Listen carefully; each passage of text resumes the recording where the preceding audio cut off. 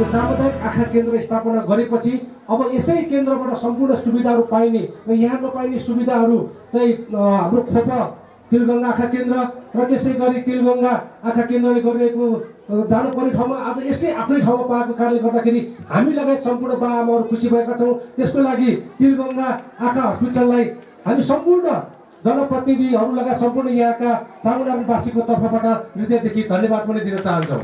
चामुण्डारण नगरपालिकाले जिम्मेवारी पूर्ण रूपमा यसलाई सञ्चालन गर्ने जिम्मा पनि लिनुभएको छ र त्यसलाई यो पूर्ण रूपमा र सदा सञ्चालनको लागि चामुण्डारण नगरपालिका, अन्य स्थानीय निकाय र प्रदेश सरकारले पनि यो संस्थालाई जोगाइराख्नु र यसलाई निरन्तर कायम गर्नको लागि प्रदेश सरकार पनि सँगै यो संस्थालाई संस्थागत रूपमा अगाडि बढाइरहनुको लागि सधैँ लागिरहने कुरा पनि म यहाँहरूमाझ प्रतिबद्धता व्यक्त गर्न चाहन्छु।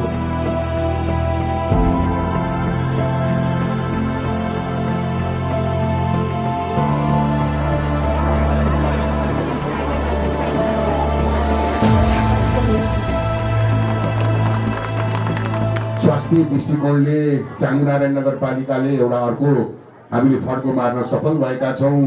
तिलगङ्गा आँखा केन्द्र प्रतिष्ठानको सहयोगमा आज हामीले चामुण्डारण नगरपालिका वडा नम्बर 2 मा हामीले तिलगङ्गा आँखा केन्द्रको स्थापना आजबाट शुभारम्भ गरेका छौँ। यो हामी सम्पूर्ण नगरवासीको लागि गौरवको कुरो रहेको छ। यसका लागि सहयोग गर्नुहुने तिलगङ्गा आँखा प्रतिष्ठानका सम्पूर्ण परिवारलाई नगरपालिकाको तर्फबाट र नगरवासीको तर्फबाट हार्दिक धन्यवाद दिन चाहन्छु र यसको निरन्तर सञ्चालन, यसको व्यवस्थापन र मानिसको जीवनमा नभई नहुने नेत्र आँखा, जब हामी आँखाबाट संसार हेर्छौँ त्यसपछि हाम्रा नयाँ नयाँ भावना, हाम्रा आवश्यकता, इच्छा, चाहनाहरू बढ्छन्। त्यसलाई नै हामीले देखाउनका लागि विविध कारणले चाहिँ हामी मोटुबिन्दु भएको हाम्रा नगरवासी, हामी तपाईँहरूको यो उपचार सम्भव छ भनेर त्यसको चाहिँ आफ्नै वडा मार्फत, आफ्नै नगरपालिका मार्फत सेवा प्रवाहका लागि चाहिँ हामीले गरेको यो हाम्रो सबैका लागि यो सुखद कुरा हो। यो सबै हाम्रा लागि हौसलाको कुरो हो। त्यसका लागि यसमा निरन्तर लाग्नु हुने वडा नम्बर 2 का वडा अध्यक्षज्यू लगायत वडा परिवारलाई पनि म धन्यवाद दिन चाहन्छु। 100 भन्दा बढी आमा बुवाहरूको तिलगङ्गा आँखा अस्पतालसँग हामीले योभन्दा अगाडि पनि सहकार्य गरेका थियौँ र उहाँहरूको आँखाको होइन मोतीबिन्दुको अपरेसन गर्नका लागि सुरुमा 50% तिलगङ्गा अस्पतालले गर्दैन, 50% चाहिँ हाम्रो चाहिँ जो नगरवासी जो त्यो रोगसँग चाहिँ सँगै उहाँले गर्ने भनेर त्यो बेलामा हामीले धेरैको गरेका थियौँ। र अहिले आज हामीले घोषणा पनि के गरिसक्यौँ भन्दाखेरि हामीले मोतीबिन्दुको उपचार जसलाई त्यो रोग लागेको छ त्यो नगरपालिकाले निःशुल्क गरिदिन्छ। अब होइन जो चाहिँ यो मोतीबिन्दुसँग चाहिँ जोडिएर हाम्रा चाहिँ बिरामीहरू हुनुहुन्छ, आँखा कम देख्नुहुन्छ, देख्नुहुन्न, उहाँहरूका लागि चाहिँ नगरपालिकाले यो नयाँ काम सुरु गरेको छ।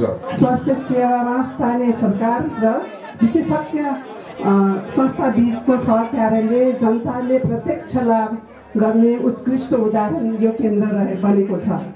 अब चामुण्डारण नगरपालिका तथा आसपासका हजारौं नागरिकहरूले सामान्य आँखा परीक्षणदेखि विशेषज्ञ परामर्शको सेवा आफ्नै समुदायमा सहज रूपमा प्राप्त गर्न सक्नेछन्।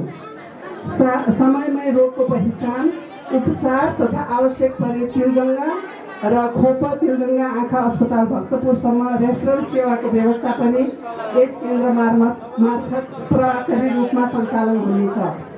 हामीले यस केन्द्रलाई केवल आजको सेवा सीमित राख्ने सोच हामीले बनाएका छैनौँ।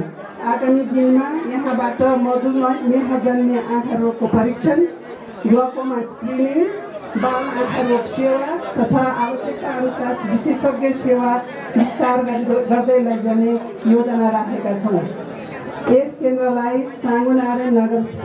चामुण्डारण क्षेत्रको विश्वासिलो आँखा स्वास्थ्य केन्द्रको रूपमा विश्वास गर्ने हाम्रो प्रतिबद्धता छ। चामुण्डारण नगरपालिका वडा 2 स्वास्थ्य चौकीमा तिलगङ्गा सामुदायिक आँखा अस्पताल खुल्न गएकोमा हामी अत्यन्तै उत्साहित पनि भएका छौँ, अत्यन्तै खुसी भएका छौँ। हामी सबै ज्येष्ठ नागरिक यहाँ बसोबास गर्ने सम्पूर्ण अत्यन्तै उत्साहित बनेका छौँ।